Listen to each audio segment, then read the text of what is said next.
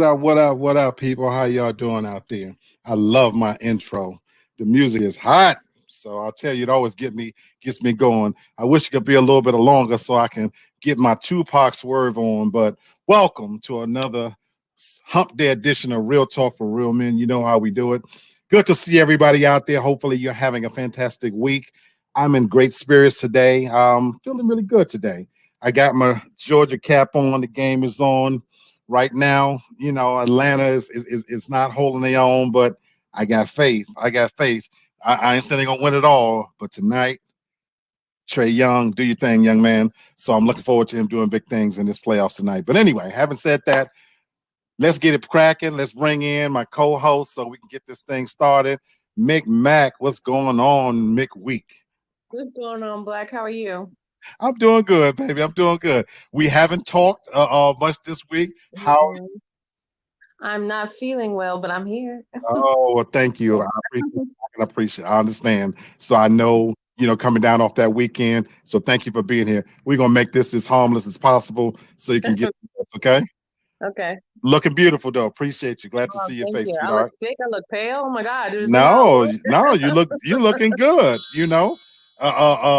This is my best friend. People don't know, but you're looking like you could get it tonight. So if that's how sick look, then you looking pretty good tonight. And I'm gonna tell you, you're looking real good. I got my brother in the house, brother Kenny. What's happening, my brother? What's going on, Lee Harlem Black? How you doing, sir. brother? Man, I'm in Tasha, here, man. how you doing, Tasha? What's going on, Kenny? How are you? Good. Hope you get the feeling better. Oh, Yes, thank sir. you. Yes, sir. We glad to have you, my brother, as always. Whenever I see certain faces, I already know no matter what, it's going to be a fantastic show. I got another one of those faces joining me right now that I know she always bring the energy. What's going on, Miss Candace from the Candy Shop? How you doing? Hello, I'm good. How is everybody? Good. Right. What's going on, good. Family? You glowing? What's going on? You really are. Yeah, you glowing. Well, hold on. What you been doing? Yeah. Nothing. I had to put on my feminine look for this topic because this is what this man talks about all the time. All right. You came prepared. All right, I hear you coming with our guns blazing. I love it. And then, of course, I got my sis, Miss New York herself. What's going on, baby sis? Hey, everybody. Hey, what's going on, Miss Sherry? How you doing? Good to see my sister. This is my heart right here. In case y'all don't know, we fuss, we fight, but don't mess with her now. This is my heart right here. Love her to death right here. So we already good in the house. So without further suspense, just let y'all know what we're talking about tonight. I see Derek is in the house. What's going on, D? Derek, appreciate you, my brother. I know you was my nephew. So I expect some comments from you tonight, my brother. And lo and behold, look who just came in the house. Long time no see. We got Lady D in the house. What's going on? Hey guys. Yeah, what's up? Right. What's up, dude? How you doing? How are you been, sweetheart? Good. Yeah, really good. I've been good. All right. Good to see you. This is going to be a fantastic show. What I need another male voice in this joint. I was just getting ready to say the same thing. I'm like, yo, it's just me and you, brother. G. Paul, Kurt, somebody, because I want this to be a balanced conversation. Because let's go on and get it cracking. What we talking about tonight is the man himself. Unless you've been under a rock, we talking about Kevin Samuels. Now, yes, indeed. Now, D, you inspired this story. D sends me a lot of interesting material that gives me fodder for how I break down and bring the concepts to the show. And she sent me a clip. I guess that was over the weekend or Sunday. Mm-hmm. And my thing is this, in case you guys don't know, I've purposely stayed away from the whole Kevin Samuels topic. Not that I have any Anna towards the man. I applaud him. He's been doing his thing, but I didn't want to give him any extra pub. Hell, I'm trying to get where he's at, to be honest, to a certain extent. Having said that, I'm aware of what he talks about. He's carved out his own nice little lane. He's doing his thing at a strong level. And so for that, I respect his hustle. You know what I'm saying? And we all in this social media game, and he's carved his lane out. Now, lately, there's been some interesting things that have come up in case you've been under a rock again, I for the record, let me state, I do not watch his show, per se. I've only seen various clips, and in some of these clips, we know, he's pretty hard on women, if that's how you want to look at it, in terms of how his show is set up. He goes hard, and kind of checks them, and things of that nature. Well, recently in one of his clips, he has multiple angles. His setup is, mine is ghetto, his is more professional. And one of his clips in switching channels, there was a male in bed, which clearly looked like it was in his place. Now, I'm not here to debate that part, whether or not that was his man and what he was doing in bed or whatever, but it opened up a whole can of worms, into his personal business. If you go back and look at his story and his post and some of the things he says, some of his mannerisms, I'm not here to debate that. Personally, I could care less how far the man could get his legs behind his ears. That ain't got nothing to do with me. If he like it, I love it. But what the question I'm asking is, for me, I'm finally examining it under the microscope of what I do here on Real Talk. Y'all know we talk about relationships. We talk about how things affect the actual relationships between men and women. So I'm asking a question. When you think about the Kevin Samuel effect and how he's been on other shows and stuff, is what he's speaking facts? Or as the young people like to say, is he just capping for the camera? Is it fact or capping? That's why I put it out there. So before I get into this thing, tell me what y'all think, folks. Anybody, what you think? You think he's speaking facts? Or is it all just a real big show for the cameras?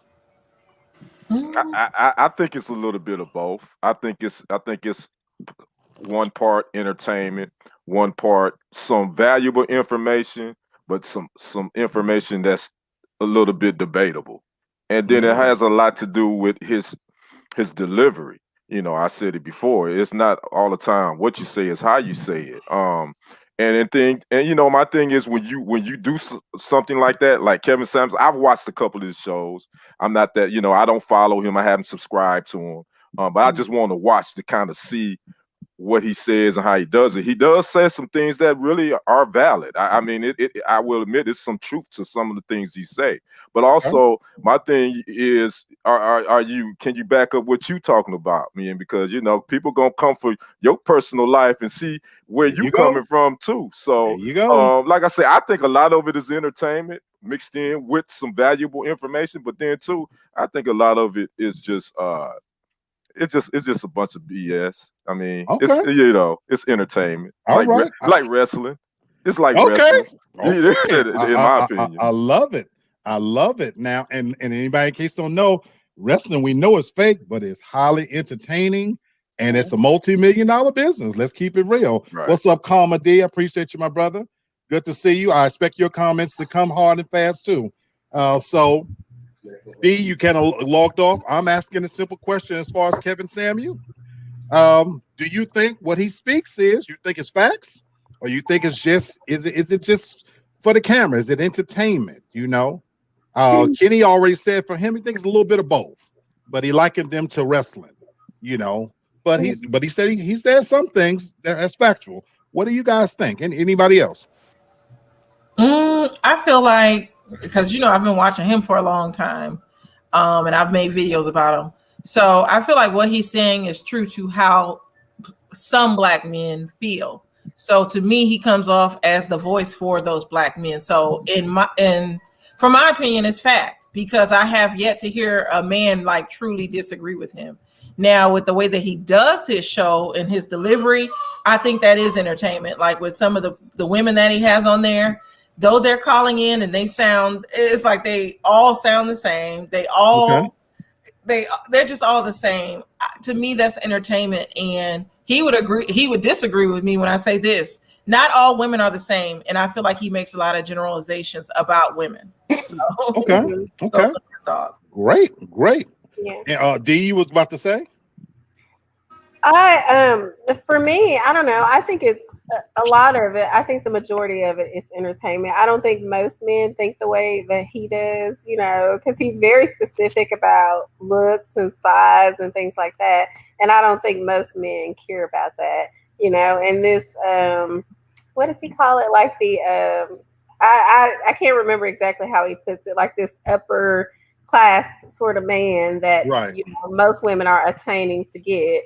That high value man. Yeah, there you go. High value man that most women are attaining to get. I think for him it's mostly entertaining. And the thing that I don't like about him, he puts black women down.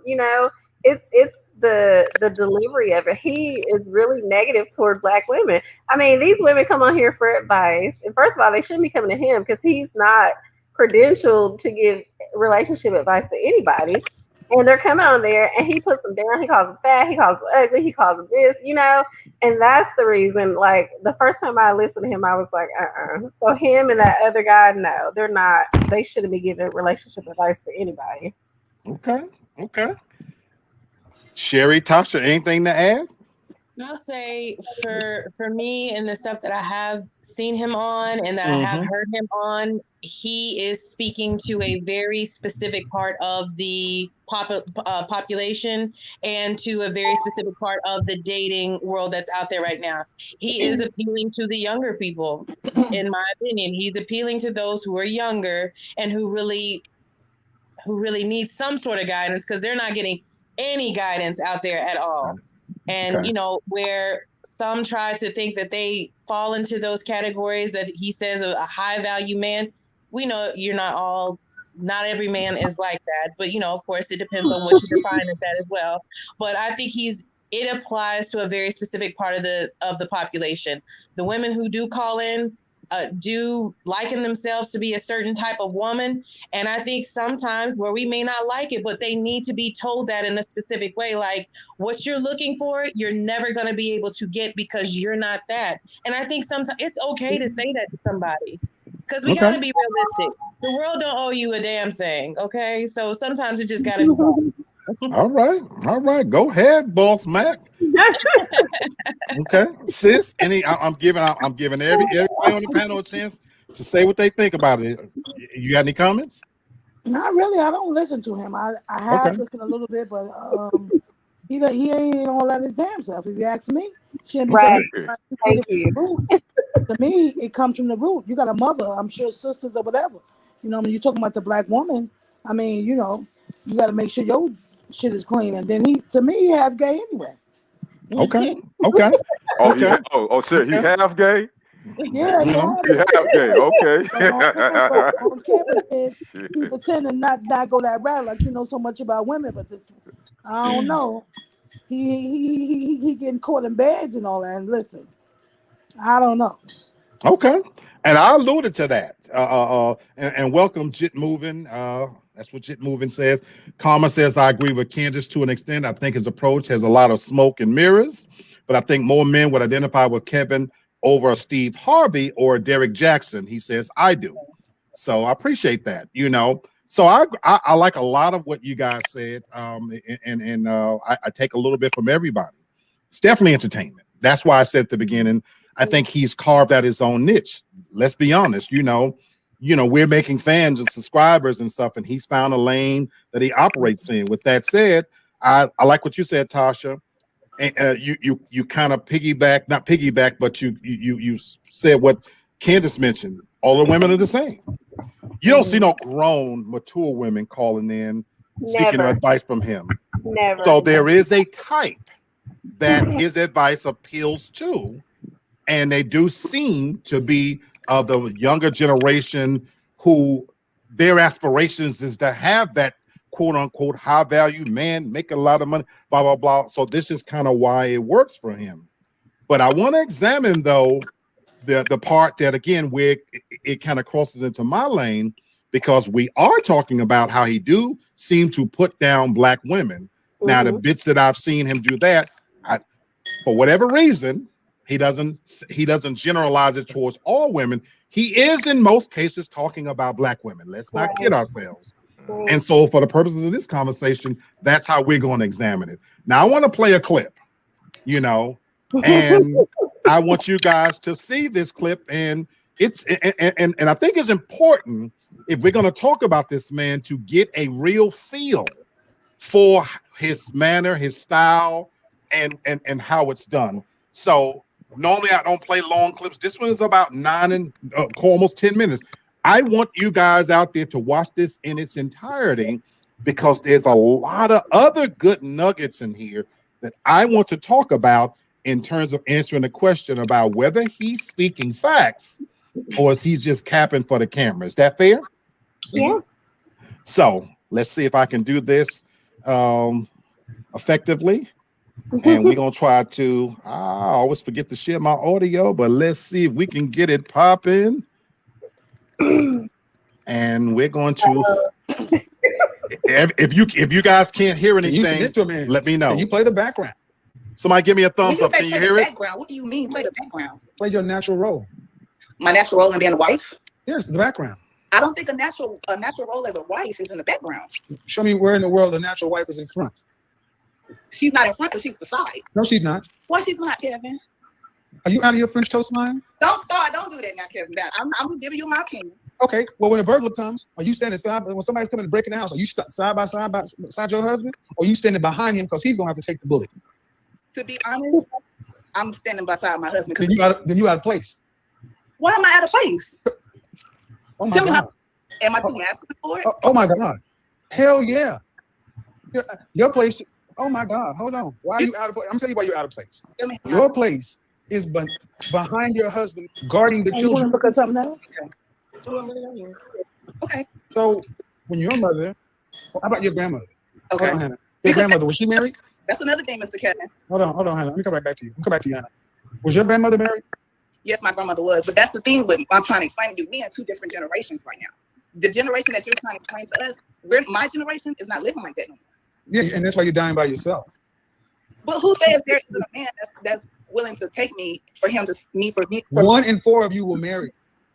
I mean, look, man, the stats don't work for your argument. Prior to 1965, black people were married at a rate of 80%. You go out to any cemetery, you'll see a black man buried next to a black woman. Mm-hmm. But you go after 1990, and you'll start seeing black women buried around her children. Why is that? Because y'all are unruly, unsubmissive, and out of line. Well, Go to a restaurant on Friday or Saturday night, and you'll see a mama. You may see her with her mother and a bunch of kids. There will be no husband. Well, how many women at that point in time had degrees and education? Everybody. What the heck does your degree mean? Why doesn't it mean anything? What's your degree in? Well, why doesn't it mean? What is it? What's the degree in? That's not the question. Yes, it is. Yes, it is. No, I'll tell you. No, because almost 90% of the degrees women get are in humanities. That's not the question. Yes, it is. That's not it. You don't seem to understand. A fucking communications degree is pointless. How is it pointless? And who says I'm my education and my degree? Okay, if you want to play the game with me, I'll play it with you. You want to bring up degrees, you're going to have to be specific. What percentage of women get degrees that are in science, engineering, technology, or math? Infrastructure. I don't think that matters. That's your problem. You don't understand what's important. What's important then, Mr. Samuels? Who is that? What's important, Mr. Samuels? That y'all are completely out of line. You don't understand how the world works. You're running on override. Men build the world that you live in. Okay. Who built that house or apartment you live in? Was it a crew of women? Who designed the metal work? Who put in the floor, the plumbing, the electrical system, the heating? Who put that in? The car you drive, was that built by a crew of women? So women are not capable of doing none of those things. None. You're not good at it. And we're given a choice. Excuse me, because we're given a choice, because women are free today, right? Uh-huh. And you're educated, right? Uh-huh. Then why don't we see 51% of the construction workers as women? Why don't we see 51% of the engineers as women? Why don't we see 51% of the plumbers, electricians, military, train operators, heavy, dangerous work as women? Because when given an opportunity, women segregate themselves into more comfortable positions. Men do the dangerous work of your society. Okay. That's your place. That's my place. I should follow my husband. I should follow the man. That's his place. We're not equal. He's stronger than me. He is. No, he is. Go look at Bear Grylls Island season 2. And they dropped a bunch of men and a bunch of women on a deserted island and gave them some basic tools. And they had to survive for 6 weeks. By the end of day 1, the women had gotten lost and were fractured. By the end of day 1, men got from one side of the island and started building out a shelter. By the end of 6 weeks, the men had damn near made the internet. By the end of 6 weeks, women almost went out 4 times. I feel like growing up, seeing my grandfather, seeing my daddy, pay all the bills, do everything in their power to make sure the home is kept well. They went out and did bullshit over their wives. Now, Excuse me. Hold on. Let me stop you right here. First off, stay in your damn place as a child. That ain't your motherfucking business. but I'm grown now. But ain't your business. Excuse me. Stop. Breathe. Breathe. No. I will shut this shit down. I will shut this shit down. I'll shut this shit down and finish. That is not. It's not your place. You tell the worst part of everything. But what do you ever? I never hear you ever give black men credit. He's always talking about the wedding to exhale and the color purple bullshit. That's the bullshit right there, Miss Let me tell you something. I go to therapy, and me and my parents, and my grandparents, that shit they go through might not have been my business, but I inhaled it. I saw that. That's your problem. Okay. And how old are you? It can't be my fault. How old are you? How old are you? I'm 30. Okay. Well, do respect, man. The world doesn't owe you and me understanding. Because hold on. Because there are people in this world. I will shut this shit down. I won't. No. We don't do that. See, you talking about the traumas that your grandmother and mother. Ain't your business. In child's place. I'm not a child anymore. But that's the point. You're trying to. Okay. Do you have any children? I do. So your children need to come get in a relationship with you and your man, or should they stay in their motherfucking place? That's what I thought. I don't want my kids to see me. That's not what I asked. The same thing. That's not what I asked. But this is what I'm asking. That's not what I asked. Can I talk? Can I say something? But you didn't answer the question. Your children need to stay. Your children need to stay in the children's place. Somebody said I look 48. Okay. Stop. Your children need to stay in the children's place, because between you and that man is something that they don't know, they don't understand because they're too young. They shouldn't be trying to judge it through childlike eyes. How old is your oldest? 15. How old is your youngest? 10. 10 years ago, your oldest still believed in Santa Claus. Children need to stay in children's places. And one of the problems we have in the black community is black women put their children in grown places where they should not be. They let their children see and experience stuff they should not experience because being kids do what they naturally do. That's a problem of parenting. Your mama shouldn't have exposed you to it. Okay, you're right. I can admit that. You are right. Folks, I'm going to stop it right there. Can you guys hear me? Yeah. I could have let the other 6 minutes play out. You get where this was going. Right. You know, literally in about 7 or 8 minutes, he broke her all the way down, you know, to a certain extent. But she told her age. She has 2 children. I think we can infer from the little captions he put on the screen. Do you really think she has a degree? I'd say no. I think that was kind of a little floating out, a little bit of capping on her part. As the video goes on, another young lady in the background comes in strongly, and he roasts her as well. But you see his demeanor. You see how he runs his show. He said, "I'll shut this shit down," you know, because it's his show. He's going to get his point across, and he's on his train is set on a track that he want to make sure that he is heard. Before I get your views on that, I've got a short TikTok video because I want you guys to see that the Kevin Samuels effect didn't just translate just to black people. I want y'all to see something, and then we'll talk. So we'll get all of the little videos out of the way, and then we'll talk, okay? Because I want y'all to tell me what you think. So once again, really quickly.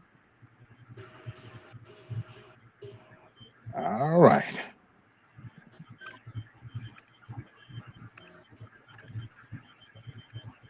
Stick around with me. Hear me out. Like I made a video saying that successful men do not put value on. Again, can you guys hear? As far as education, Yes. money, career, etc. Meaning they're not looking for that in a partner, right? That does not mean we don't respect it. Hear me out on this very clearly. I respect the shit out of women who are successful, grinders, getting out there and working against all the odds. I have no illusions or blindness to what it takes to be successful as a woman. I also have no illusions or blindness to the part men play in those hardships. In this scenario, when you're asked what you bring to a table in a relationship, and your first response is your job, your money, your house, and your car, it points to a toxicity in you. And this is true in men or women, either one. Let me give you for an example. If I walk up to you in a bar, I say, "Hello, my name is Brandon, make $150 grand a year, 300 credit score on a house, and I got a baby in the driveway." Is that attractive? No, it's off-putting and gross. Right. Logic does not change because a woman decides to say it. It's still a gross message.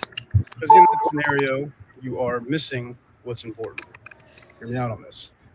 Most people, but definitely successful men, what they want in a life partner is a teammate, someone who sees them, hears them for exactly who they are, right? Despite their shortcomings, despite their bullshit, they want love, respect, loyalty, someone who's going to support their endeavors, right? And that does not mean you need to be a housemate in order to do that. Because if you have all those intangibles, right, you have all those attributes, and then you're successful and you're a bad bitch and you're out there getting it, great. It's cherry on top. But without the previously stated attributes, your career, your money is just a flex that I just don't give a shit about. Because again, I don't need you, and neither any successful men need you for your money. It's the danger in being so progressively independent is that you can take offense when someone doesn't value you for what you provide.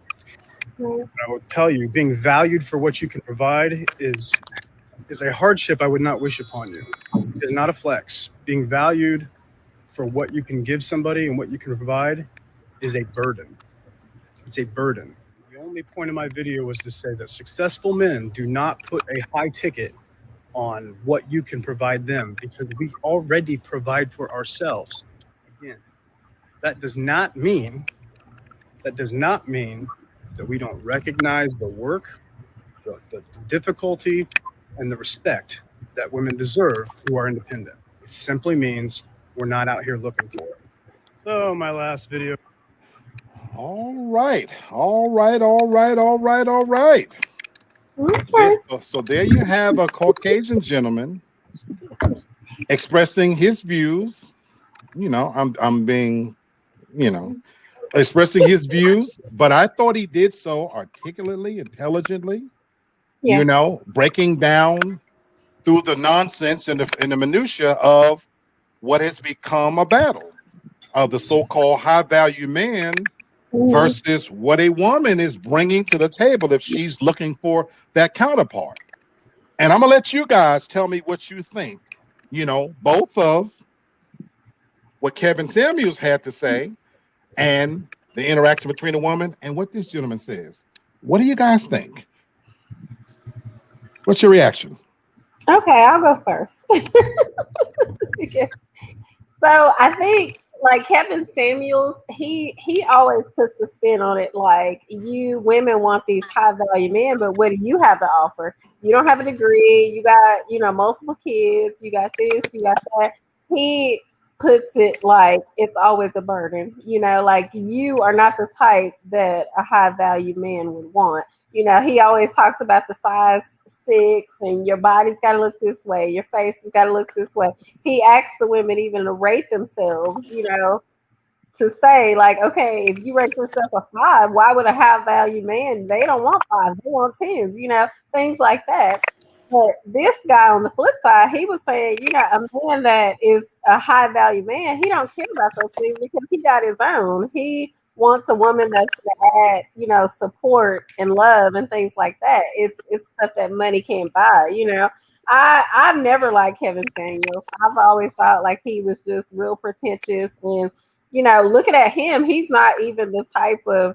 I don't feel like he's the type of man that a 10 woman would even want. Just his attitude is nasty. So I mean, that's just my opinion on it. Okay. Let me ask you a question on that, based on that, D, though.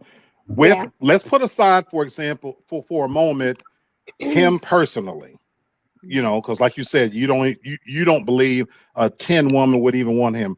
But let's look at the content of what he's saying. Does he have a valid point when he say the so-called high-value man who is successful, accomplished, educated, all that? So that young lady and ones like her who say that they want a man with all of the attributes that the high-value man has, does he have a point that they wouldn't want her? I think in a way he does, just because like when I see her and the way she was even going back and forth with him, she just had a real bad attitude. And that in itself makes women unattractive. When he was talking about the whole point of, standing behind your man, she was like real kind of defensive about that even, but that is a woman's place in the relationship, in any relationship. You know, as Black women, we become so independent that we don't know how to fall back sometimes. Wow. You know? And, you know, she proved that. She's arguing with him about her place in a relationship, but he was right about that point. Like, where do you ever see the women out front? It is always the men you need to be out front. Wow. You know, we need to kind of learn to fall back and be a little more submissive. We've been independent for so long. We don't know how to be submissive in a relationship. You know, we feel like, oh, we're even with the man because we work and we have degrees or whatever, but that's not your place. I mean, it's really not. I'm wowing because I did a show several months back on that dirty word. And I don't know if you guys caught that show, you know, being subordinate. You know, I did, it was about Fantasia, this and that. But there's a lot of women out there, D, that would disagree with that whole concept of falling back, being submissive, that for them, they do feel like, as this young lady expounded, that's a different time. That's her granddaddy and grandmama's time, that they want to be out front. Now, I personally agree with your take, but what does anybody else think about what was said? I'll say this as a whole. Well, with that young lady that called into his show, she was very aggressive, but that's what he tends to want on his show. Because I'll admit this, I've clicked on his Zoom link twice. Okay. I sat the way I look now. Does he want someone like me on the show? No, because I'm put together. If I'm going to go on something, I'm going to look put together. Okay. And so to me, it seems like he's looking for the stereotypical Black woman to have on his show to sit there and argue with him. That's what he wants. Now, as for his views on things, the main idea of what he says is Black women or women in general feel like they deserve more than what is that's above them, I guess. And so for a long time, no one has held us accountable for how picky we are, all the things that we ask for. So now he's telling how men feel, and he's saying like, hey, you're average. Why not give this other average man a chance instead of going for this high value man that's not even gonna want you? That's basically what his message is. Okay. And so it's, as a woman, and I can say for myself, it does hurt your ego at times. I've done shows where I've talked about him, and I have trolls all in my comments saying how I'm fat, I'm old, I'm Black, and don't need to be saying what I have to say because I don't deserve this, that, and the other. They don't know that I'm married. They don't know that I'm well educated. They don't know anything about me. And so they're taking what this man is saying, which he's speaking for those so-called women that want these high value men, but these men, what he's creating is more aggression towards just the average Black woman. Like, not every Black woman wants this high value man. I'm not looking for this 6-figure man because I make my own money. I make close to 6 figures as well. So miss me with the whole, I'm just all about money. I want a man of quality. Like, yeah, you need to make as much as I do, but you also need to have like standards about yourself, because you could make all the money in the world and be a child molester. So that's all I have to say on that. I got two questions. I got two questions. And I wish I had other men on here. My brothers, they kind of didn't show up tonight. That's okay. But I got some in the commentary section. I want your opinion. One of the questions you mentioned about you feel like he says that average women should seek average men. Let's talk about that. What is your view on the fact that if that woman is average, let's just say that.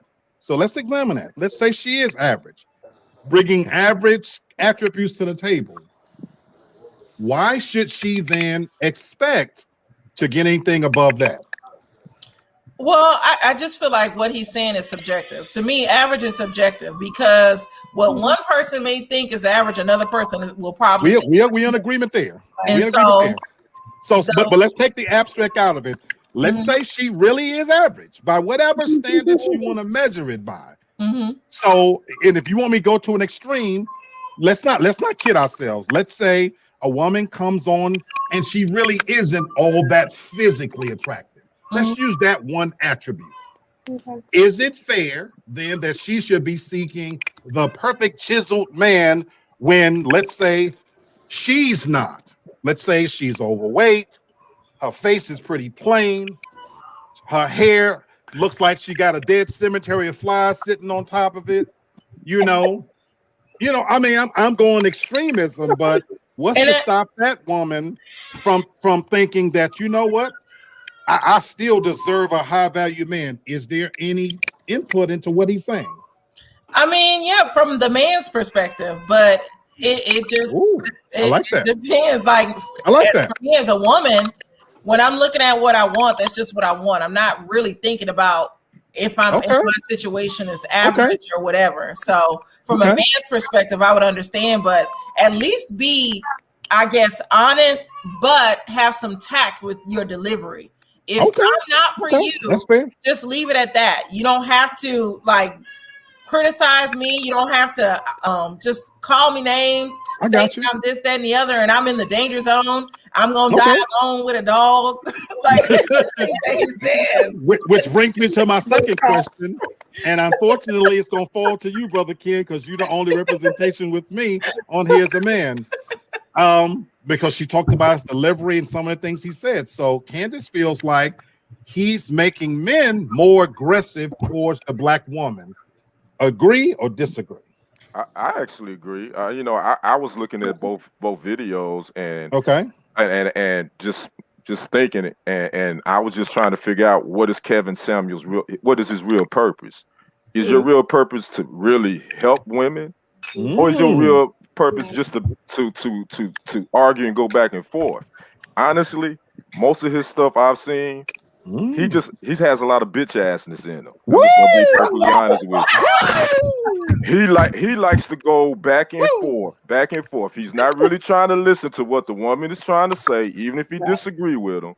That's fine, but at least let the women talk and then respond thereafter. You're not even trying to have a conversation. So my thing about Kevin Samuels is, what is your purpose? Is your purpose is to help black women find love, or is it just for you to go back and forth and argue like a little bitch? That's my personal opinion. Hot take of the night about him. Now, the second video, I think that the Caucasian brother delivered it perfect. I think most women watching that video would definitely can say, okay, I get your message. I get it. Most women that watch Kevin Samuels like, dude, you just want to argue. Right. You don't want to help.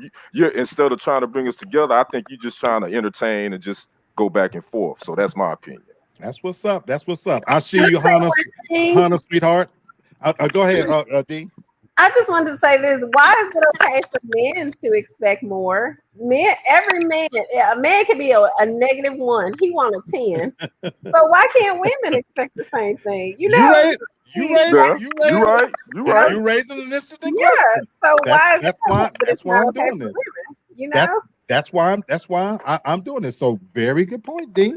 Tasha or Sherry, what you got to say on this before I give my little hot take? I agree with everything that Kenny said. And Kenny, he sound like an asshole to me. And I would have told him, you sound you're not professional in what you're trying to do. And he talking about she had shut it down. I would have told him, you need to shut this shit down. I would have been arguing with him. He needed to shut that shit down, because talking to a woman like that, first and foremost, where's your respect? Right. You know what I'm saying? You gotta have respect for women no matter what. You got a mother, you wouldn't like that. Go ahead, New York. And let me say this. I want to say that I think he has some valid points. Don't get me wrong. I really think some of the things that he bring up, I get it. I was like, yeah, I get that. But the way you going about it, I think is so negative. Can't nobody get the message. Women, they can't receive it. So I got you. Come on, Tasha. I'll say this. I don't see it how you all see it. I think he met her at the level that she needed to be met at. Her energy that she brought, she came in being combative to me and ready to argue, because she probably already has these preconceived notions about him. Sometimes as women, not sometimes, a lot of times as women, we tend to talk, or we're ready to react. We don't listen to have a conversation. We listen just to respond. His message couldn't get through to her because of everything that she was pushing back at him. What he said was right.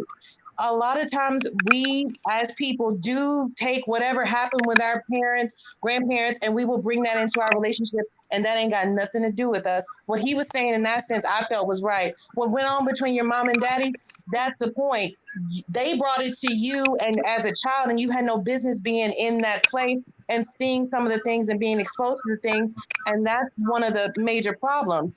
You weren't in a child's place, and you wouldn't do that to your child. But how she was acting, you can imagine how she acts with her kids. That she does bring that same energy in front of her kids. I think he delivered it just fine. But then again, however I'm really right now how I am. However, someone comes to you and brings you their energy, you need to return it the same way. Because sometimes calm just don't match that. So that's the way I thought. Okay, very very different point, valid points. Well, I love. Can I say something? Sure. I was listening to what you saying, Tasha, about, and he talking about, he was telling the girl that she should be walking behind a man. Why? My mother never taught me to walk behind no man. If we can't walk side and side, we ain't walking at all. I'm not gonna walk in front of you, but I damn sure ain't gonna walk behind you. Okay. So I mean, he had some valid points, but some of them I went over my head because I ain't with all that. Sis, do me a favor. When you get a chance, put a little lighting on there. We want to see your beautiful face, sis. Oh, okay. Okay, if you get a chance. I was gonna say, I guess for me, that it goes to like the whole traditional roles of a relationship is like where do you feel like that you're supposed to be? Where yes, I'm 32. I know better. I know I'm not the head of the relationship. I know I'm not supposed to be, and I can't respect the man if you expect me to be the head. I can't be with you, so I expect to be behind you. I know men are inherently stronger than women. That's biology. I mean, you can't change that. And what he was saying as far as the fields that the men tend to be in are more front of the line. You can't deny that. I mean, that's the numbers. You just can't deny the numbers. But I guess it just depends on how you view a relationship and where you want to be in the relationship. That's the way I thought. I love all your thoughts. So let me add a little more energy to this. First and foremost, this is, in my opinion, a classic case of we're shooting the messenger. I think we all can agree that not everything he said was wrong. Now, I think we all can agree that his delivery is in question. But Tasha makes a point that he met her where he felt like that's where she was at, the energy she got from him. You guys have made a beautiful point in that. I don't think he would say in that same thing to a Sherry, to a Candace, to a Daracel, to a Tasha. You know what I'm saying? If you watch any of these hot takes, as Derek in the comments saying that he's acting that way because he knows he's going to get that reaction. He's not stupid. He's a smart man, And so, Candace, he don't want you on his show because you're not going to do the whole back and forth with him like that. Right. Sherry is a New Yorker, so she'll tell him flat out, shut this bitch down then. You know what I'm saying? And Dee and Daracel would make probably some valid points that he couldn't overtalk them. But now that's not to say that some of the points he didn't say was valid, because I want to say when we listen to all that and filter out the noise, there was a lot there to take in. Tasha made a great point. You can't, as a woman, stand out there and talk about equality and taking the lead when in reality, men do take on the toughest, hardest jobs, building infrastructure, things of that nature. And I was making that point Monday night as well, that when we talk about equal pay for women and whatnot, if we're talking apples and apples, I agree 1000%. Once that apple turns into a peach, then it becomes a different story.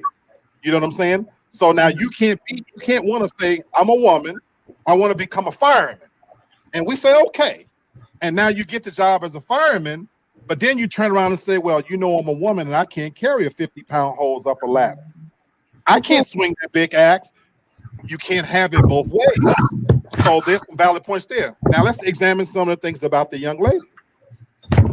I think we can agree that she really doesn't have a degree. She has 2 kids. She wouldn't be on the show if she didn't have a man. And this is not an indictment on her about that. I'm just saying her situation and circumstance.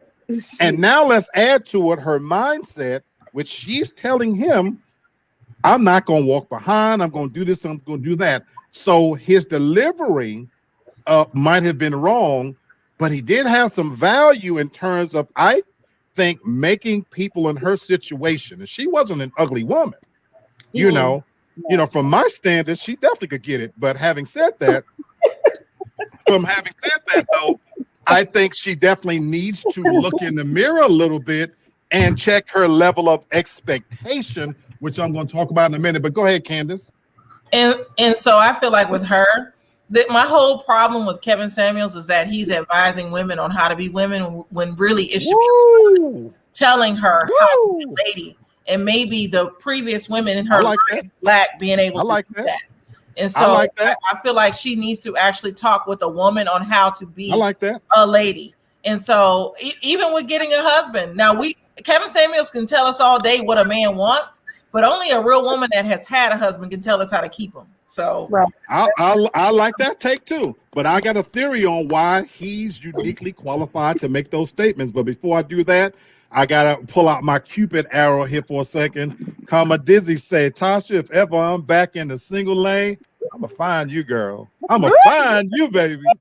So, comma Dizzy, she in the M town. She in the M town. Comma, holler at your boy if you really want to holler. Let me know. But okay. I was only gone for 2 minutes. What is this? Yes, connection now? Did it turn it? You my brother. Look at the Willery now. You show shot, my brother.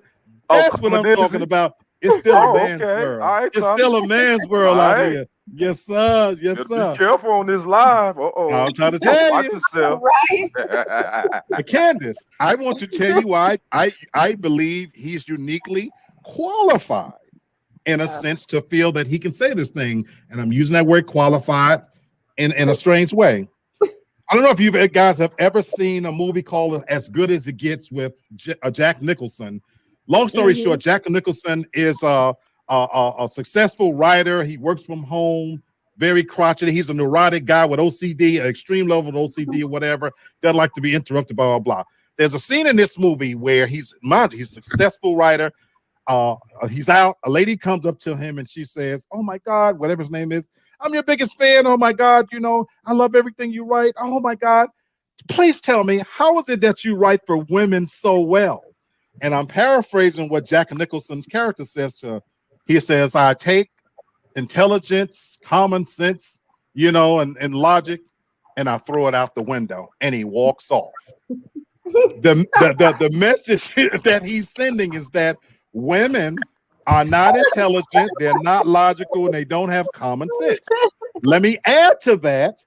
On Chris Rock, one of Chris Rock's stand-up routine, he talked about getting in an argument with women. And he said, men, basically, again, I'm paraphrasing, you cannot win an argument. He said, because when we as men are in an argument, we in it for logic and common sense. He said, women aren't in it for that. He said, y'all are in it for distance. That he said, and that fucks up a good argument because we need things to make sense. Yeah. And I love the message he was sending. He wasn't saying women are dumb or anything, right? But the comical message he was giving is that when you're doing a back and forth, Candace, sweetheart, with women, it takes a Kevin Samuels, because you know who you cannot win an argument with? An intelligent, articulate man who got a little bit of sissy in him. Because he is willing to go to extremes that a traditional man ain't gonna go to. He will get loud, he will get animated, and he will go there. So this is my message to all my brothers out there. That's true. When you're arguing with somebody and they articulate, intelligent, they got a little bit of sissy in them, walk away. You can't win that argument. Come on, brother Kenny. I just don't understand why we got to win an argument. Who cares who wins? He needs to win, but that's just me. I guess that's the man. That's the man. There you go. I don't really care about winning. I just want it to make sense. There you go. But thank you, my brother. And that's why I was saying, Candace, that to me is my theory that he loves that energy. You know. Because he's got that little bit of sissy in him that I will read you, girl, and all this kind of stuff. You know, and he will go there with you. What's going on, brother? He's Joe? not a sissy, according to him. He's not a sissy. According to him. Thank you for saying that, because in 2021, what passes as masculine, that's a whole other conversation. So is he metrosexual? You know, that was the thing that came out in the 90s. Right. Metrosexual, is that what he is? He considers himself a high value man. A high value man. Okay, thank you. Yeah, What's going on, my brother Joseph? Appreciate you joining us. But that brings me to the white guy and his comments, because now I do agree. Shafana said I argue with the queen. Okay. God bless you, baby. God bless you, baby. I can't. I live in Atlanta. I'm not. I know when I'm gonna lose that argument, but that brings me to the white guy, and I like what the point he was making, because he took the discussion, the argument, the so-called argument, and framed it in a different way, because he was saying, from what I gleaned from it, was that for those women who do feel like they bring X, Y, and Z to the table and they want to put that out front, drop that, because that the highest valued man, that's really not what he's looking for either. And to his point, I'm going to dispel all of the so-called arguments that someone from her ilk might put out there. So if you're in that category as a woman and you say, I make my own money, I'm going to read a couple little things for you. Women tend to marry men who make more while also being more materialistic. And to care, a high value man doesn't care about a woman's money, because if he is high value, he expects his own. He expects her to have her own, you know. And so that's why when you see ball players and actors and athletes, we talked about Jennifer Lopez on Saturday. We talked about why they have to date within that pool of people, because for them, money is not even a factor. If you are successful and accomplished, then that's the pool you're typically going to be fishing in anyway. Okay. What about the women who say, but who put the emphasis on that I got that WAP, I can put the sex game on a man, and that's why I should be able to get the man or whatever. Well, any man that's successful, trust me, ladies, he's not having problem getting no snatch. Anyway, so what you bring in this, yeah, he's not having no problem there. You know what I'm saying? Oh, what about the argument that I can have kids, I can provide for a family? Over 40% of kids are born out of wedlock. So there's no actual need to marry. If a man just really want to have kids, he can keep doing what he's doing. Plant them seeds in fertile ground and keep it pushing. You know what I'm saying? Okay, well, I'm a woman and I provide security. They mentioned that. Well, guess what? Successful men are never made more secure by marriage. We know that because of the cheating, statistics. So just because you're locked into a marriage, and let's not just say marriage, let's say a relationship that's supposedly committed, that alone doesn't make a man feel like he's gonna stay. There are things you still have to work on for him to stay. Damn sure not marrying you for status. Married men are widely perceived as, I love this point, married men are widely perceived as buffoons and incompetents, broken down or whipped. What's that term that they call it now? Simps. Simps out there. Russell Wilson, all he want to be is a married, faithful guy. Right. And he's looked down upon. So you can't say that he want that. You know what I'm saying? You can't remember your argument. Well, you need me for domestic capabilities because I can do the snap. A man can't even mention he wants a wife to cook and clean without being called the sexist. And if she stays at home, or she stays home wife, then basically, he's taking advantage of her and things of that nature. Not to mention the fact that who really cooks these days? You know what I'm saying? I'm talking about in relationships. You know what I'm saying? and in terms of cooking for me, I do all the cooking. My place is already clean, so I don't need you for that. And the last one, married men live longer. Well, it says so say the statistics. It says, but studies show that they don't account for the fact that when women tend to choose men They are choosing men who are already very healthy and wealthy. So who here would deny that if you got your health and you got wealth, it stands to reason you're gonna damn sure live a lot longer. You know what I'm saying? Right. If my fat black ass had money, I wouldn't be sitting here struggling with diabetes, high blood pressure, and gout. So stop it. Stop the nonsense. Man. You know what I'm saying? Anyway, I know I've said a lot. Hannah says WAP being thrown left and right, the higher the tax bracket is. Yes and no, Hannah. Yes and no. In reality, you know what? A true high value man that's out there, like what the white guy said, in all seriousness, is that what he's really looking for is something that is matches up with what his needs are, and it has nothing to do with all these other silly things. Right.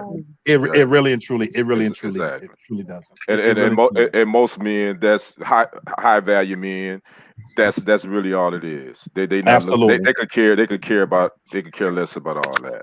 Absolutely. And the average man too. Be honest with you, the average dude that really just on his business and on his grind.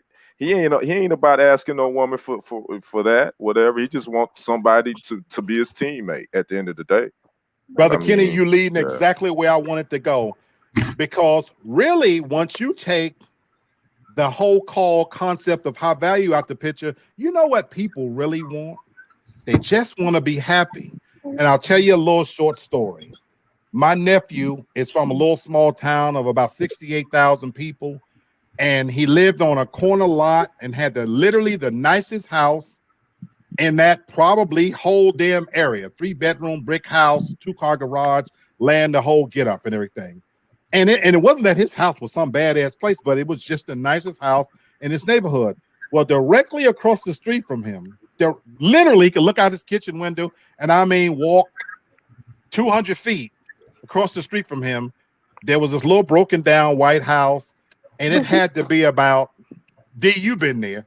You've seen it. It had to be about 15 people living in this house at any given time.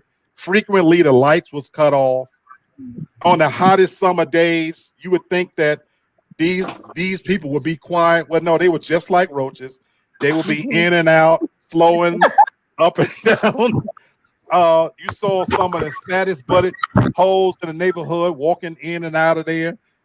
And these was the nicest people you ever wanted to meet. They were the salt of the earth. They see you call up, they wave, they say hello. You know what me and my nephew figured out about those people? Material things didn't define them. It didn't matter to them one bit. Whether the lights was on, they'd be happy and singing, and they would barbecue and cook out. And when the lights was cut off, then they'd cook out and do stuff outside. They still had company. Nobody cared. Happiness is really defined on where it meets you and what you're looking for. It really and truly. So that's where so that brings me to the second part of my hour. We've examined Mr. Samuels now. We put him under the microscope. You know, but let's get to the other side of it. That for people who are looking for somebody, so whatever state you are, let's talk about realistic expectations, folks. So I'm gonna throw some things out there to you guys, and we'll talk about those. So for those people out there who are looking for the perfect relationship, Mr. Right, maybe, just maybe, and before I give my points, I want y'all to tell me what you think. Maybe they should be looking for what's good enough. Anybody know what I mean by that? Instead of looking for the perfect person, maybe they should be looking for what's good enough. Anybody? So basically, you said just settle for whatever. That's what that means. That's why I want you. That's why I want to see if you getting that. But in all truthfulness, go ahead. That's what I gather from that. I mean, I don't think you should live by that theory just to settle for just because. But I don't. But I get it. No, and so go ahead, Tasha, please. No, I think a lot of times in relationships we kid ourselves because we are looking for this perfect person that doesn't really exist. So when you say we're looking for good enough, I think to me it's more about examining what you will take, what you will take, and what's something that is you could live with, you can deal with. It's not that big of a deal. That's what I got from it. Brother Kenny, that's what I'm talking about. And the reason why I phrased it that way, sometimes when you ask, I'm gonna use women, since we're talking about women in this case. Well, what's your perfect person? How many of them rattle off? I mean, a dozen characteristics. You know, well, he got to be this, and he got to be that, and he got to be tall, and he got to be this, got to be that, blah, blah, blah. And so they build it up to where they're looking for this perfect person. When in reality, I always go to my comedy routines again, that it doesn't usually exist. You know what I'm saying? To find somebody who has all those attributes and they still gonna like you. Chris Rock in a famous routine, he talked about it again, you know, and he used a comedy, you know, about you never gonna find somebody who liked the Wu-Tang Clan and shit and also go to operas. You know what I'm saying? He was going to the extremes, you know what I'm saying? And so when I use the term good enough, you see magazines, 100 best things to get a man, and this and that. Folks, we can narrow those down to about 4.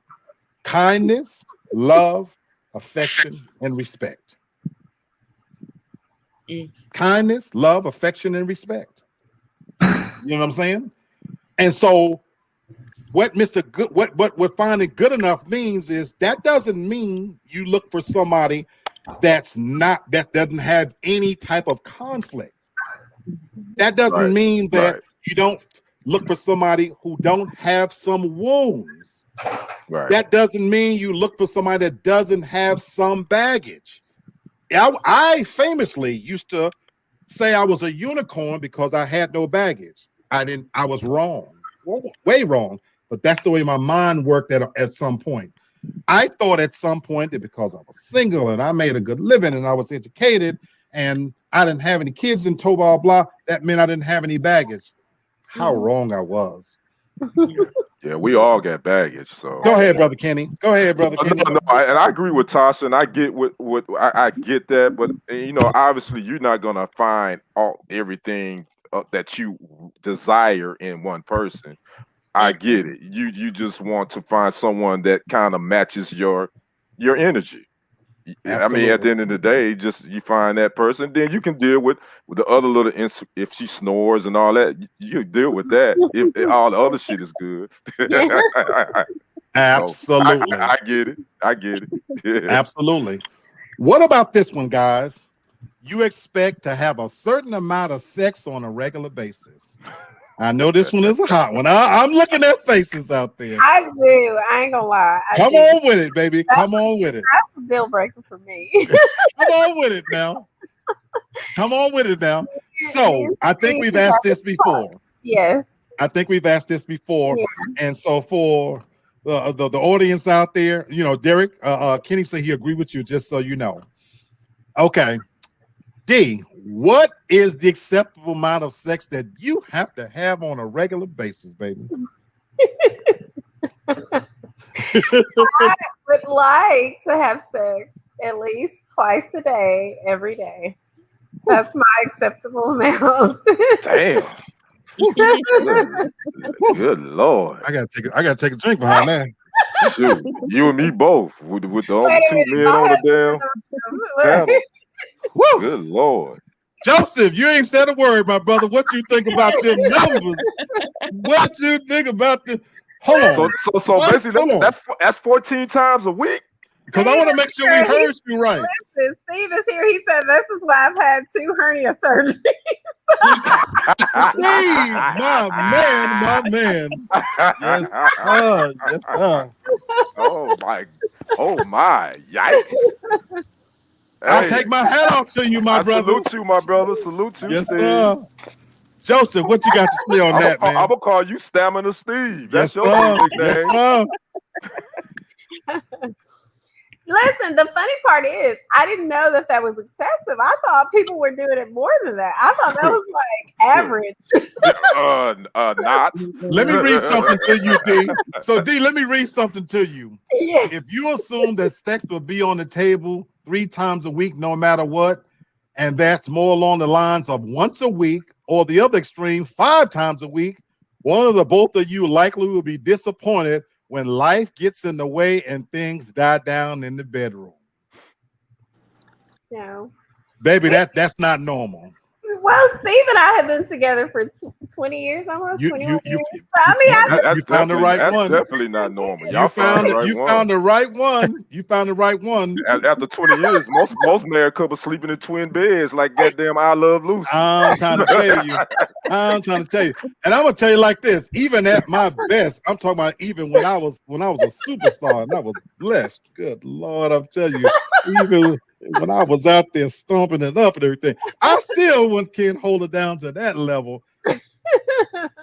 No, so that's that expectation. So for my audience, please don't go into it with that level of expectation, because you are going to be disappointed. What about the other ladies on the panel? We didn't hear what they. Candace turned her head. I know. Turned her head. I'll say said nothing, and Sherry just looking. I'll say this with sex, I feel like that's more men demanding it. In my own situation, we were like Dee and her husband maybe the first 2 years, but after we had the kids and all of that, I'm fine with just 2 to 5 times a week. Okay. And keep in mind, Dee got 2 kids. 3 to 5 times a week. Well, I have 3. Okay.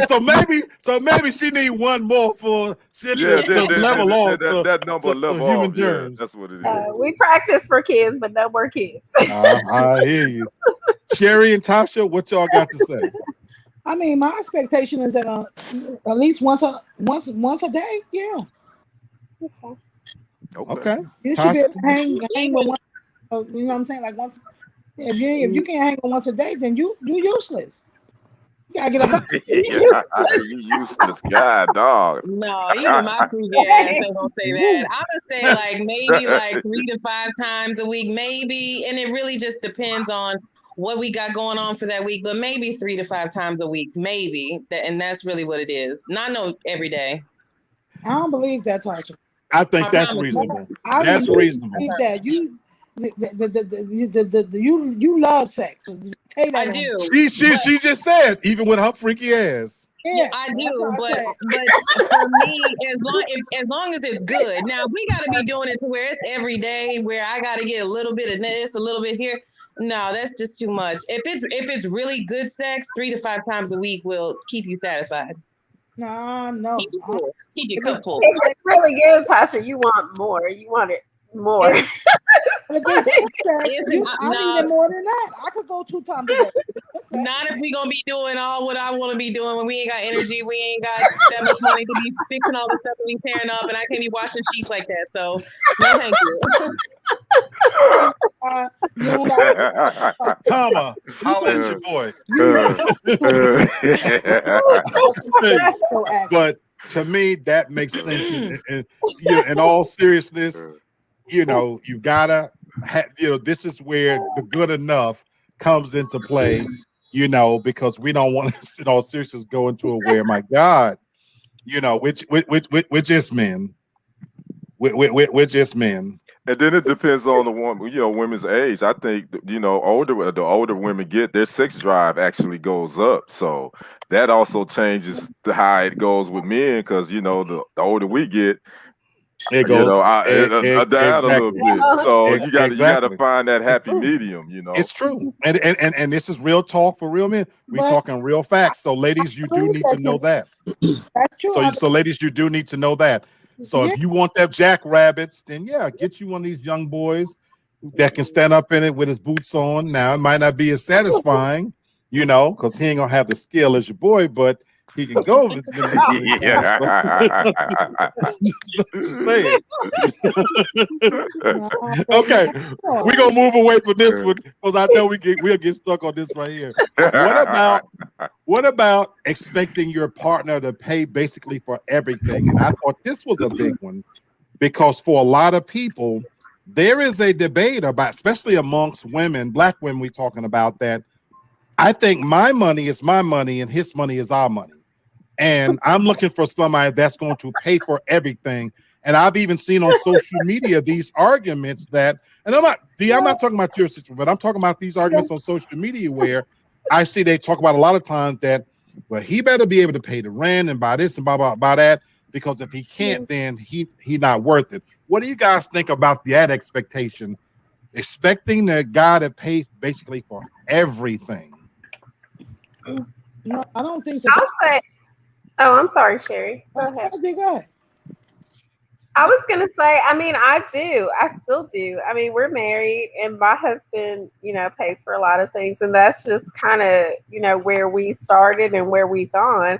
I mean, if he wants to lead in the relationship, if you want to lead, you got to be a provider. That comes with the responsibility. So I mean, I do, and I don't think he has a problem with it. He's never said he has a problem with it. But I mean, he's too tired to have a problem with it. That might be number one. Give you the D 14 times a week. He ain't got time to argue with you. But I want to ask a question then. So I know you work, right? So I want to ask a question because I know you work. Yes, I work. So when you get paid and you get a paycheck, do you buy anything to beautify your house? Oh yeah, well, here's the thing that I will say, the groceries I pay for that, and any things that we need for the house. I decorated the house. Excuse me. I mean, I expect him, if we go to dinner, if the kids need clothes or whatever, stuff like that. But I mean, I contribute too. It's not just all him. So then do you understand what I'm saying then? I contribute. I don't. So that's my point. So because I brought that out because I didn't want that point to get lost. Right. When in somebody walking away from here thinking, oh my God, because I know that's not true.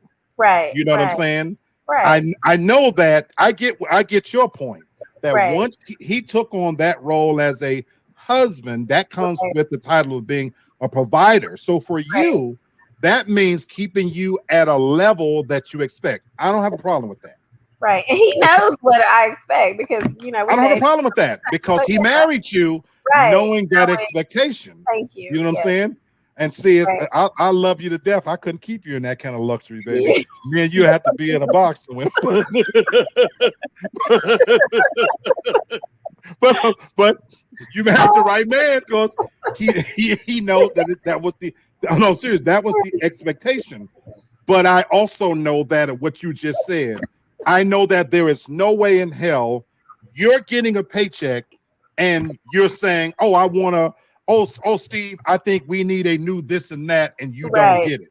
Right. Exactly. Oh, I want to get this. And I know that there's no way in hell that you were that level of selfish to where you're not. I've seen you buy things for him.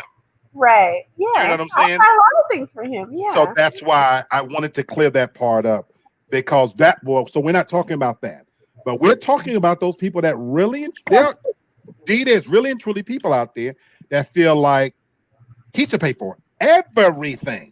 No, I don't feel like that. I mean, we're married, so we're in this together. So if he's down, then I can help him. I will. If I'm down, things like that. Yeah. Absolutely, and that's why I wanted to clear that up. Anybody got something to say on that subject? I just want to make sure. What about this other unreasonable expectation where you expect your partner to spend all of their free time with you? It's too much. No, that's probably not a good thing. I think you gotta have a balance, because because you're still an individual. Even when you're married, you still have your own individual interests, whatever you want to do. And it's cool that if y'all have like-minded interests, that's cool too. But you still need to give each other their me time. Because I think absolutely because you don't ever want to smother your partner, and I be the person. My problem has been that I think sometimes that I've had that women have said that I tend not to want to. I don't want to smother them, but I don't because I don't want you to get tired of me. I don't want to be a bugaboo. You know what I mean? I want to give you your time. You do your thing, baby. Go ahead. We good. I got you.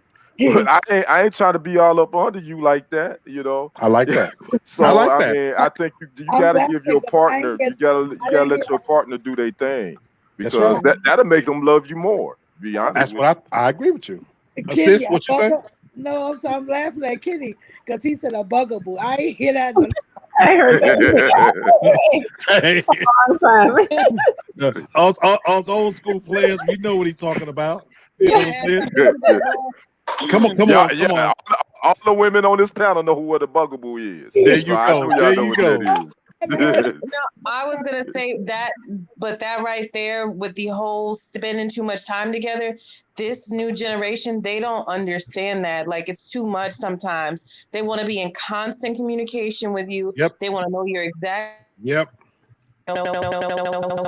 who you're with, what you're doing there. It's overbearing and it's too much. And I think a lot of times that's why they have problems in their relationships, because they don't know how to be individuals. All they are is their relationship, and that's their whole personality.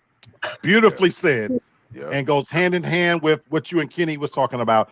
Relationships tend to prosper. Notice this: when both people maintain a level of independence within their own individual lives, it creates a healthy amount of distance that breeds desire for closeness. And a lot of people truly don't believe that. You know, I've been married, for the record, and we had separate rooms for that reason. You know, I wanted to still allow my wife that room to have her own interests, her own hobbies that had nothing to do with me. In fact, I married her because we were opposites in many ways. She was an outside person, I'm inside. And that's what attracted me to her, because who really wants to be with somebody who just like you in a lot of ways, you know what I mean? And so, like Kenny said, I don't want somebody right underneath me, and I'm damn sure not going to be right underneath you in that sense. Now, I'm even worse than Kenny in the sense that, I have a king size bed for a reason. I can't even stand somebody right up against me. You know, that's why. Whoa, time out. No. I would want to. I said I'm worse. I said I'm worse than you. Yeah, you That's definitely what I worse. said. Let me put that out there. I'm cool with that. Yeah. No. So that's why I said I'm even to extra level. Derek says that it's not realistic, and he and it's a my iPhone generation. And so Tasha, you brought that point out that this newer generation, they I heard some sounds. They do believe, and they measure themselves. I like what you said, Tasha. They identify by, I spend every day with him. He can possibly be with you because he with me every day. Blah blah blah blah blah. You know what I'm saying? all their business on the internet too. I'm sorry. Say again. So all the new generation, all their business on the internet. That's all they do. Everything is out there. Everything is out there. And so we ain't even go to that one. I'm just trying to throw some of them in there that I think is truly important when we having realistic expectations. Here's another big one. I want to, and I got two guys on here and some women. You expect them to have no friends of the opposite sex. I do. Oh. I ain't gonna lie, I do. I mean, women be shady, Okay. My husband respects that in our relationship. I mean, yeah. So you always lead me to a question. So when you guys decided to make the commitment, here's my one question then. Did he have female friends at that point? No, he didn't. Gotcha. And you definitely ain't bringing no new friends. Don't come. Okay. I got you. No. It's my friend. So that's fair. So that's fair. No. So that's fair. Okay, so I'm gonna put you on the spot then now. I gotta put you on the spot now. Because you're my friend. I'm your friend. I would like to freaking think so. You know what I'm saying? Is that not a little bit hypocritical? It probably is, but I would say the male friends that I've had before him, I carried into the relationship. He's met, the handful of male friends I had. We never had sex. There was never an intimate relationship, so it's a little different, That's why I asked you, did he have any? because I wanted to see if he had to give up friends. Oh, he would have. Yeah, he would have had to give them up. But wow, really? Come on, D. Come on, D. Come on, D. Come on, D. Come on, D. I don't believe that. What the young people say, I'm a cold cap on that one. If that man had a good female friend. So, all right. What everybody else say about that one? He cannot have. You expect him to have no friends of the opposite sex? I don't. I wouldn't feel. I mean, my thing is this. I mean, if I was, I was with someone and she had male friends before me, that would be. I wouldn't ask her to not be friends with them anymore because we together. I mean, long as we meet and we cool, we got a cool relationship. I mean, that's all gravy. Because I mean, I have a lot of female friends. I mean, we're just friends, good friends. And but I do know that it's funny that women tend to not want you to distance yourself from them once you with them. With my ex-wife, I had to walk a fine line between because I had female friends and we're just friends and we're friends from high school forever. And so I had to find that fine line to walk, to be respectful to her and to let my friends know that we still cool, but there's a line that we can't cross. There's certain things that I have to walk. So you gotta walk that fine line. Absolutely. I agree with Kenny. I will say this: if it's somebody that you had before me, that's your friend. I'm not going to try to mess that up. Now, after, that's our friend. Okay, I agree. Y'all ain't hanging out alone. That's I agree. So I'm with you on that one. But I'm glad I'm glad we're talking about that, because that is another new age distinction that's not followed. Mm-hmm. You know what I'm saying? So I want people, if whoever might watch this, there's a difference. If they're legitimate friends before the relationship and now you meet somebody, it's not what you do sometimes, it's how you do it. Mm-hmm. There's a respect factor to say, hey, babe, this is such and such. She should know who that is. What's going on, Jenny P? And again, you want to give your partner an opportunity to meet that person, to know them, to understand the nature of your friendship, so that they know it's platonic. It ain't never been nothing but it ain't going nowhere. But here's what happens in these new relationships. Now you meet somebody on the job, and all of a sudden you start hanging out with that person, and now you want to bring that third party into, and they're supposed to accept them because, man, she cool as fuck, blah, blah, blah, this and that. Or even in the woman's side, that's just my play cousin. No. No. I don't do that. Play cousins, play anything. That's playful sex is about to happen. That's what's about to happen. I've been to play cousin on. I've been to play cousin on many occasions, and it's certainly an incestuous relationship. So, Kama says you never know what people might have been through as friends, so it's childish to tell someone to sever that. So I agree. We're not talking about lifelong friendships, that's been there. We're talking about those new people. I forget who said the song. I think Drake, No New Friends or whatever. Yeah, Drake. Yeah. Lee, you're one of my new friends. I met you after I got married, and it's been very respectful. So you know what? So thank you for saying that, because guess what? Then that's a credit then to how you presented me to your husband and how I behaved when I've seen your husband. Because here's the difference there. What if as a new friend who came into your situation, but every time Kennard came around, I went away. So he never really got to deal with me on the level. He's not going to accept that. I don't give a damn where you knew this cat from. He's an old work buddy, whatever. But you know what? It was about meeting him, showing him that level of respect, and him knowing that I always showed you a level of respect. That's what that's about. I was going to say, for me, if I feel somebody disrespecting my husband, a male friend, he would no longer be my friend. So that's where those boundaries come into play. That even for me, Daracel is married. Tasha's been in relationships. My own sister's married. I don't call that indecent hours. I wouldn't. You can be my best friend. Right. I've been talking on the phone now, and I'll say, "Oh, did I catch you at a bad time?" You know what I'm saying? Blah blah.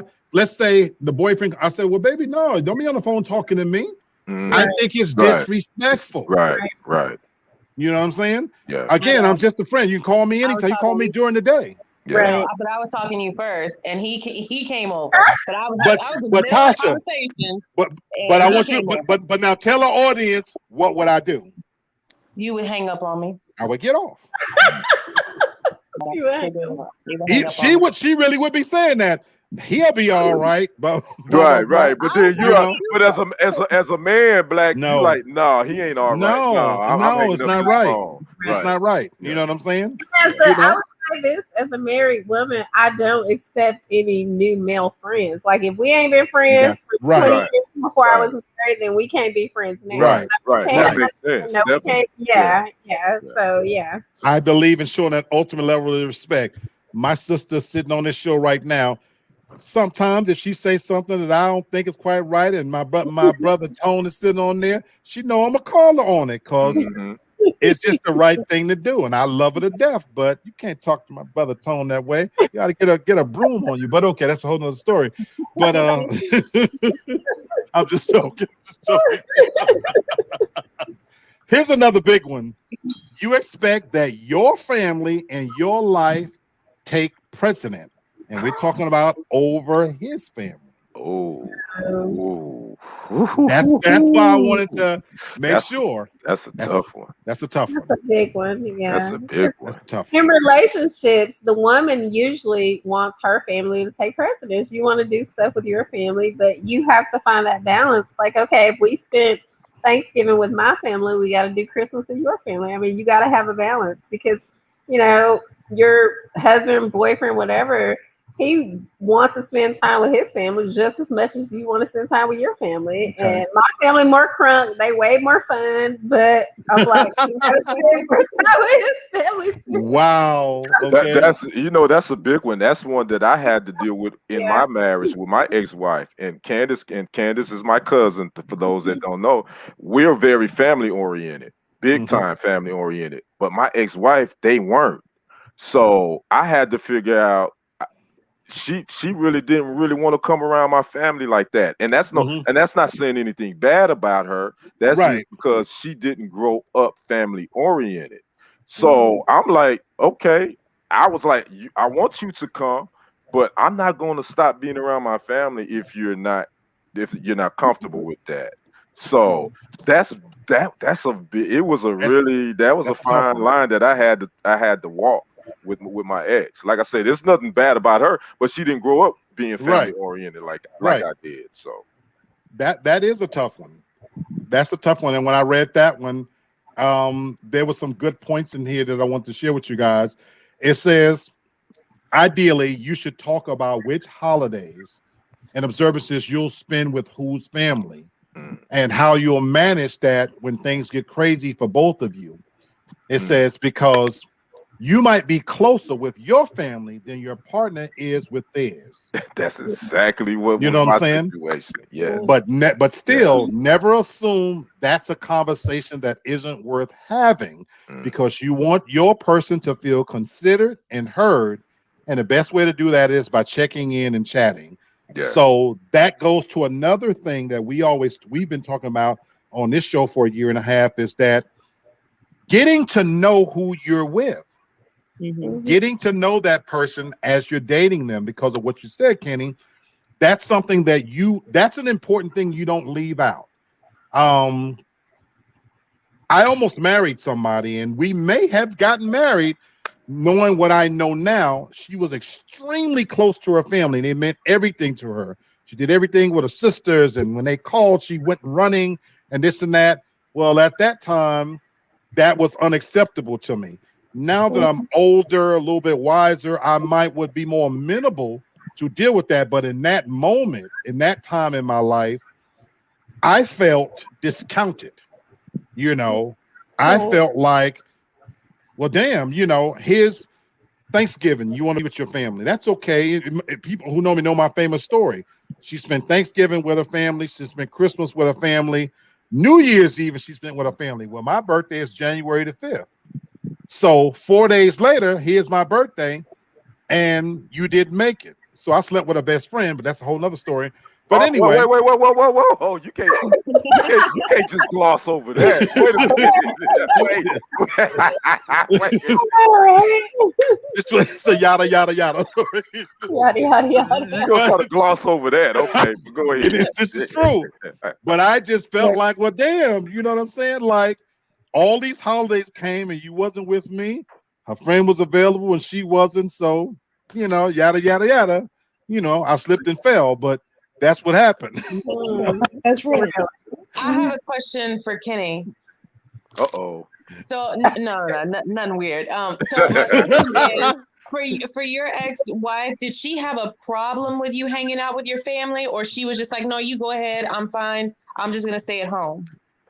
She really didn't. Once she got to know, when she saw the dynamic of our relationship, my relationship with my family, she didn't. But she did sometimes felt, the one time I could tell she felt left out. But I was trying to bring her along, but she said she didn't want to.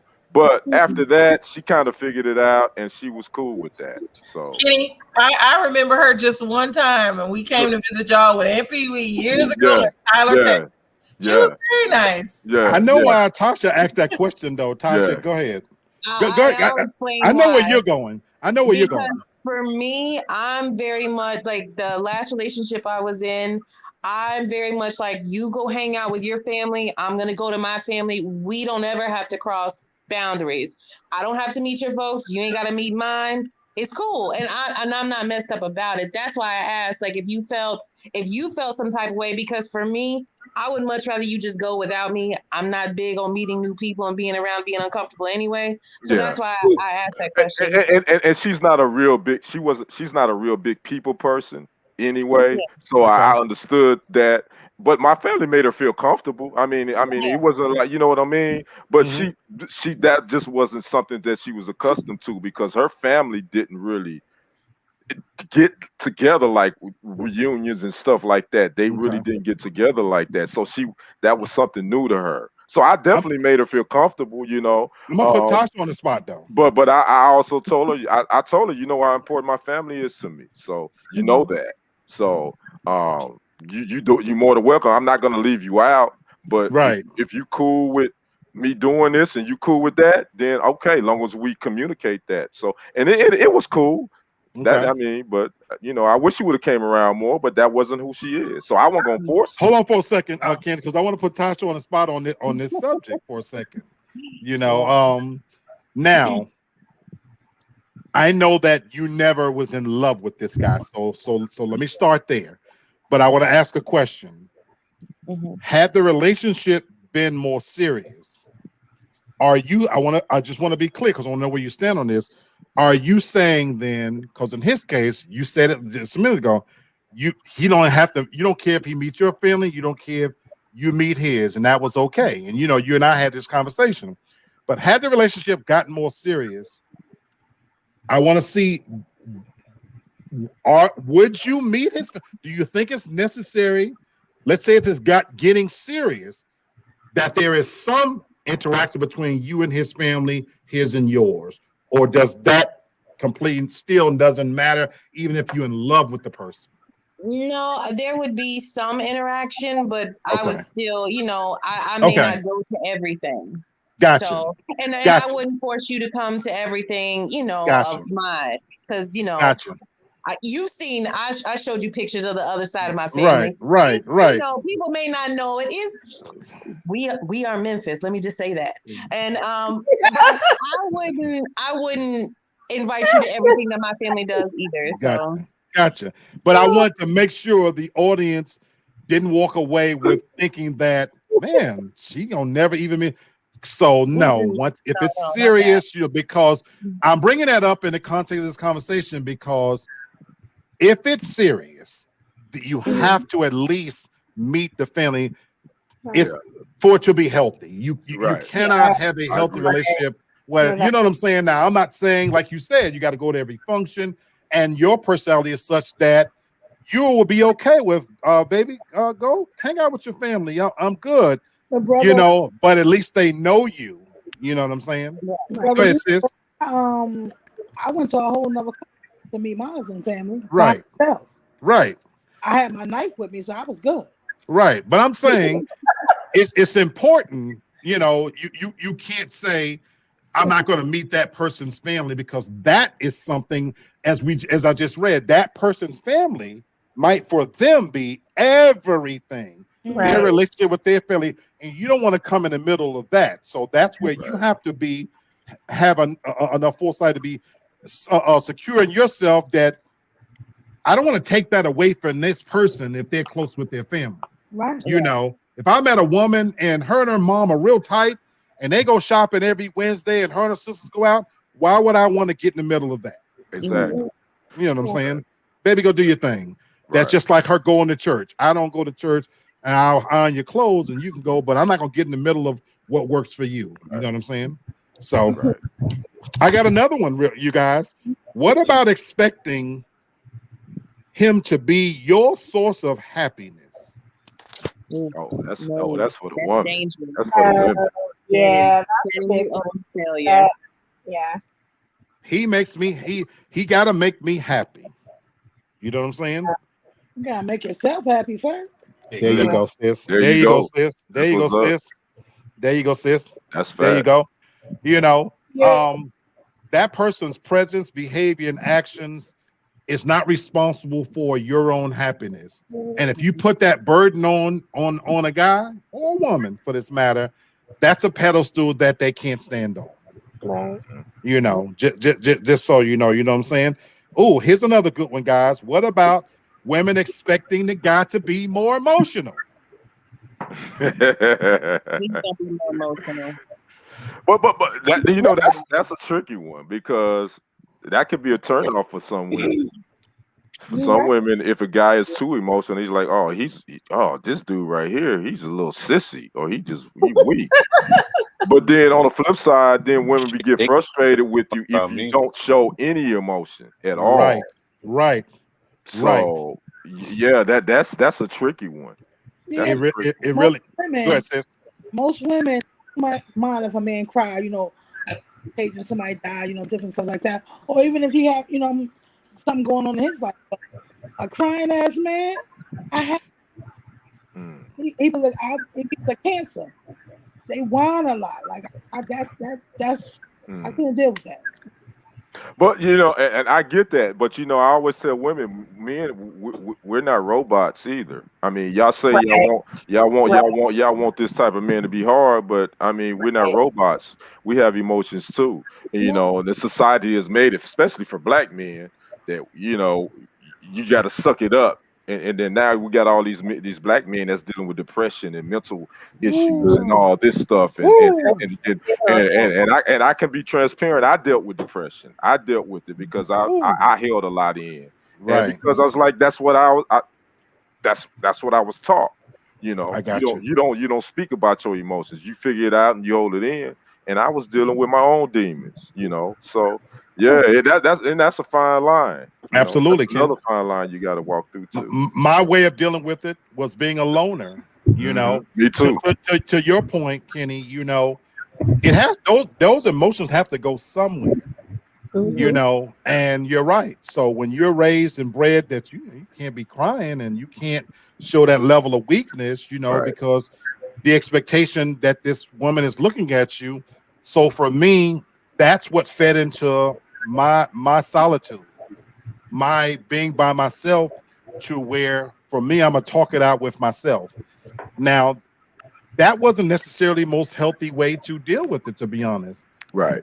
Because now there's a part of me that I would never share that with that other person. And so that put a strain on the relationship. Been there, done that. Absolutely. I think that when you've been with someone for a certain amount of time, you're going to know to an extent, you're going to know like what their levels are, what their emotions are, especially if it's someone you're dating. For me, I want to see you at all levels of whatever it is. I want to see you how you act when you're angry. I want to see that. I want to see when you're really, really sad. I want to see how you act. But also for me, I know me. You can't be more emotional than me. You can't. I can't handle that. I can't be around you being more emotional than me. I'm not strong enough to deal with that. I'm be like, what am I supposed to do? So I asked a question on that when I said, do you want your man to have the same empathy, emotions, and vulnerability as your best girlfriend? That's what it comes down to. That's a good. Too much for me to even deal with her. She's too much. No, I love her, but she's too much. No. I think I heard a quote. It was Tyler Perry that said, "You need to see somebody in all their seasons before you decide to marry them. You need to see them happy, sad. You need to see them stressed. You need to see them trying to pay bills." And I thought that was a valid point because sometimes we don't get to see. We only see the happy, and then the stress part of it comes. We can't deal with it, but I'm okay with a man that can express his emotions and his feelings. I want that because I feel like for us, that's going to be a better communication for our relationship. I need you to tell me I'm not being a good wife, or I'm not being a good mom, or you need this from me, or whatever. I mean, I need you to say that so I can improve. I mean, it doesn't help our relationship if you just walking around pissed off because I'm not doing what you wanted me to do or what you expected me to do. I mean, I don't want my husband to be a crybaby, but I want him to be able to communicate and express his feelings to me and tell me, like, hey, I feel this. And I mean, me and my husband have talked about this before, and he said that to me. He's like, I feel, and and that's a good way to start a conversation. So yeah, you're absolutely right. You're absolutely right. And Jenny, you made your husband feel comfortable. I mean, and see, that's the thing that is if a woman can make a man feel comfortable in expressing himself, he can do that. And he won't necessarily be crying about it, but if you give him a comfortable space, he'd be like, "Hey, baby, I'm kind of feeling this kind of way like that." So that's the sign of a healthy relationship. Though. Right. So like Jenny from the block, Jenny in the Bronx says, I would say that I could appreciate a man who can express their emotions because some men don't know how. You're right. So, but he has to have that safe space, that trust to know she's not going to look down on him. She's not going to judge him because again, if you my partner, you got my back. You're right, D. I want to be able to share those moments with you.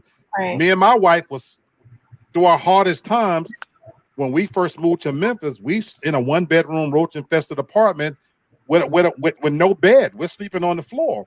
I had to be transparent. So this woman saw me when I'm, trying to figure this shit out. You know what I'm saying? Yeah, bro. But now at the same token, how could she have gotten through it if I balled up in a corner? Right. Exactly. Exactly. Now that wasn't gonna work. No, it wasn't gonna work. No, it's a big difference in saying, baby, we're gonna get through this. Right. And like we're struggling right now. So tomorrow we're gonna do this and we're gonna do that. We got to make these harder. That's a big difference than some crying, whining ass man, that every time you look up, he in the bathroom with the door closed and shit, got his peeing while he sit down. We're not talking about that. Like that just decides to punch holes and shit. Then there's the other side of it. You have the aggressive ones that just want to punch everything. That's true. Now that's true. No matter what's going on, I expect my husband to be the strong one for us, so I can get through it. If I'm crying and broke down, I expect him to be like, "We gonna be okay," Absolutely. We both can't be crying and tore up, and somebody gonna have to get it together. I got one last one I want to throw in there. You expect him to love you the way that you love. To love you the way you love. I want to hear the women's on this. This my last one. You expect that man to love you the same way you love. Because how many times do we hear, you don't love me like I love you? I want to hear the women on this one. I'm gonna say I've never said that because I feel like I love the way that I know how, and you love the way that you've grown up learning and looking and seeing. And sometimes that's not always the way the person, you love them in the way that you know how. And, I've never said that because my husband loves me in a way that I probably could never love him. I love him a lot, but it probably will never compare to the way he loves me. I mean, so you love the way you love. So I don't think that that's an accurate statement. Like, you don't love me the way that I love you. You love the way that you know how to love, and you do the best of your ability. I'm learning every There's day. no I'm trying to be blueprint. better every day. But so Okay, I like that. Sherry and Tasha, what you got to say on that No one? blueprint. You can't love someone the same way that I can't love you how I might have love for D. I have to love you how you need to be loved. Right. It's conditional. It's what you need. That's the way I see it. I'm not going to love you or even try to quantify how I love you with how I may have loved someone else in the past. And I damn sure not going to expect you to love me the same way, because I don't need the same love that I'm giving to you. I need something different. And I need you to Okay. be able to give me that. I love it's that. just a different type of love. And Joseph, I heard you just barely. You says no blueprint. We can't see you at all, my brother. You in pitch darkness. Sherry, what you got to say on you that? under you under FBI? They got you. Yeah, there we go. We see you now. I'm like, damn.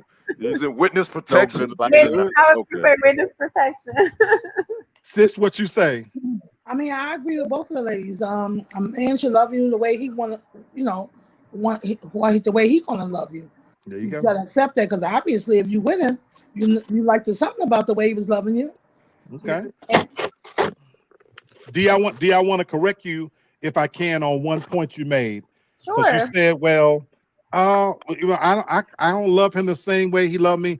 I want you to change the wording on that. I'm gonna tell you why.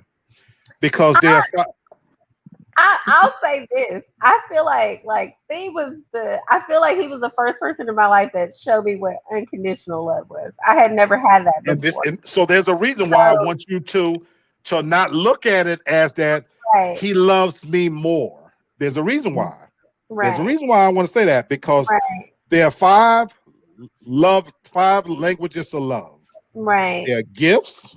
Yeah. There are words of action. Right. There are acts of service. There's physical love like touch, and there's time. Mm-hmm. So Tasha made the valid point. So your expression and his expression may come from two different places. Right. But he ain't with you, baby, because you loving him any less than what he feel he deserves. Right. It's just you just expressing it in a different language. Right. So where for you, he might have been the first person to show you that unconditional love, and however he showed it, whether it was time or gifts or acts or whatever, but you reciprocated it. Otherwise, he wouldn't have married you. Right. He would still be with you. Yeah, that's you feel me? Yeah. So that's why, it's just that you express it in different languages. And that's where I want the audience to understand. We're not talking about being unevenly yoked. That's an expression from the Bible, because you want to marry or be with somebody that's walking on the same path as you, want the same goals and things that you want, but they ain't gonna be the same person. But as long as you guys are yoked together and you know how to compromise and you're balancing each other out, that's at the end of the day what matters. Are you listening? That's what matters. So let's look at hard times. So I saved a few minutes in here because I wanted to shout out two quick things for my audience. You better talk about you loving me to Bumba Clyde. This coming Saturday is the all-male edition. My brother Kenny won't be there. I know some of the other men might not be able to make it because it's Father's Day this coming weekend. I may be the only person sitting on that panel doing this weekend too. So I'll say again. It's Juneteenth weekend as well. Right. So there's a lot going on. These are the dog days of summer. As you guys have been noticing over the last few weeks, our audience has been a little bit smaller. We know that there's graduations and weddings and trips and kids are home from school and all these things. So that's why. But I am doing this edition. I am asking you ladies, especially y'all on camera and the ones in the audience, please send me some questions. Try to tailor those questions towards fathers and fatherhood. And even if I'm on there by myself, I will do that show. I will answer it. I will handle it. I may not be a full 2 hours. And so I will be doing that show this coming Saturday. I hope I get somebody to join me. But if not, I'll be doing it by myself. Because guess what? After Saturday's show, we're gonna Real Talk for Real Men is gonna go on a hiatus. Oh man, for how We long, bro? Tasha and I have been doing this for a year and a half straight. Oh no. I've missed a show here or there for a couple of reasons here and there. But I believe get it or not, for Tasha, am I lying? No, I get it because this For is a year and a half, Yeah. we've been tuning in, showing up for the most part, and frankly, I want to take a nice little 3-week break. That's all it is. I want to take a 3-week break. You know, I've got some family and friends coming in town. D, I need to know what date you're coming in town as well. Okay. I want to be able to not have to think about, well, oh, I got to get a show together because you guys know me. I don't show up here on Wednesdays and Saturdays with just my hat in my hand. I do a lot of research. I try to bring quality to the shows so that we can have a true conversation about the things we talk about. So I never wanted to be just a talking head or anything like that. And there's a lot that goes into this. Tasha and I meet on a regular basis. People don't know. We don't just pull these subjects out of our ass. We literally talk and think it through and go through the pros and cons. And so these are the dog days of summer. I want to give us an opportunity to kind of take a little bit of break, come back refreshed. My hope is to add a little bit to my intro to spice it up even a little bit more. That'll give our brains a chance to kind of hang out there. When we come back after 3 weeks, we should have even more to talk about and all those good things. I'm sorry. Go ahead, Brother Kenny. I want to add, maybe we can talk about this off camera. I really think that you should move the show to Sundays and Wednesdays. Really? Yeah. Yeah, I do too. I really think that, and I can understand in the summertime Saturdays. Yeah, I think Saturdays is a bad time. Your time and Saturdays during the summer, because people are, especially now that the pandemic is kind of open, everybody's opened up. People aren't going to be at home. I mean, people are out now. They're going to be out. I really truly believe, I think you should think about that's between you and Tasha. And we can talk about this off camera. Absolutely. I truly believe you should think about moving the show to Sundays and Wednesdays. Sundays and Wednesdays. McMack, we're going to definitely take that in consideration. I see a wisdom in that. You know, if I do move it to Sundays, I will probably do it a little bit earlier than 8 o'clock. Right. Exactly. Do a little earlier on Sundays. Right. There you go. Reason being, I know for a lot of people, if you're like me, your Sundays are sacred on so many different levels. But then there comes a point where that switch comes on and you're like, oh shit, now I got to get ready for my week. You know what I'm saying? So everybody have that hour. For me, that hour is 8 o'clock on Sundays. I enjoy my whole day. When it hits 8 o'clock, I literally get sad like, damn. Definitely before 8. But I just think you get eyeballs. I think Saturday nights you're not going to get eyeballs during the summer on Saturday nights. People are out. People gonna be out. Just like any good show that's been running, sometimes you move to a different time slot. And my television background, I can tell you this about it, when a show that's done well, when a show is moved to a Friday night or a Saturday night, you know why? Their ratings have tanked. Gotcha. True that. That's because guess what? Ain't really not people watching. People are out on the weekends on Friday. I will say as we talk this through, and I definitely want to get your input in case people don't know. Kenny's career is in television. You know, so this is a man who know what he's talking about. So I respect that coming from you. This is my brother. I love him to death. So don't be surprised then if when we come back on July 14th, which that's going to be a Wednesday. So don't be surprised if I'm announcing the new schedule. But again, my hope is to come back refreshed, revived with some new ideas. And, you know, we're going to keep doing what we do, but we always trying to make it a little bit better. So again, for you ladies out there, I do ask that you to send me some questions. Keep it related to fathers and fatherhood. I don't know who will be on the show, but I do intend to do the show and go forward with the all male panel, even if I'm the only male on there. And so, you know, You can handle it. You can handle it. I was going to say, if y'all stuck with me, y'all know that I'll answer some questions and tell some good stories. So, so we'll do that. Other than that, folks, I love you guys. I thank you guys for again spending another midweek with me, because you could be doing so many other things. I appreciate your support. I say again, we've been doing this for a year and a half. A year and a half, and you guys been showing up even when you go away for a little bit. Dino to come home. Come on back home. Always. Come on back. This is still comfortable home. So y'all already know. My people who showed up in the background, Miss Tyra, you popped in, baby. Thank you. We haven't seen you. We'd love to get you back on camera, or just coming back on a regular basis. Jenny from the block and Jenny from the Bronx. We got you all. We got both of you guys.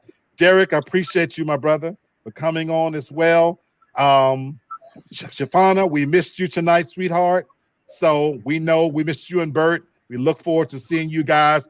Chit moving, whoever you are. Thank you for the comments as well. We invite you to come on camera.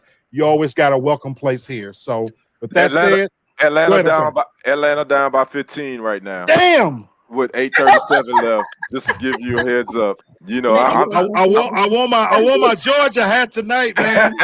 They down by 15. 8:37 left. It ain't over, but they down by. It's over then. If they down by 15 right now, it's OV. It's OV. It's OV. Man, okay, so that's all right, man. Kenny, you should have told me that. My bad, bro. It's all good. But I'll say this last thing: even though Real Talk for Real Men will be on hiatus, you can still find me. I'm on Mondays on Brenton Hayes show with my brother Kenny. So if you guys want to come and hear a little different spin on political topics, social events, come on over. You can find us over there. We're the new morning show. It's a fun time. We do what we do. You got eclectic personalities. Come on and join us on Monday nights. And then you guys know me being me. Just because I won't be doing the show, that don't mean I won't be peeking in. You're gonna pop up. I already know. There you go. Rant and rave. Because at the end of the day, I'm an opinionated SOB, and I always got something to say. Just know that. With that said, everybody have a good night. Enjoy your evening. God bless you.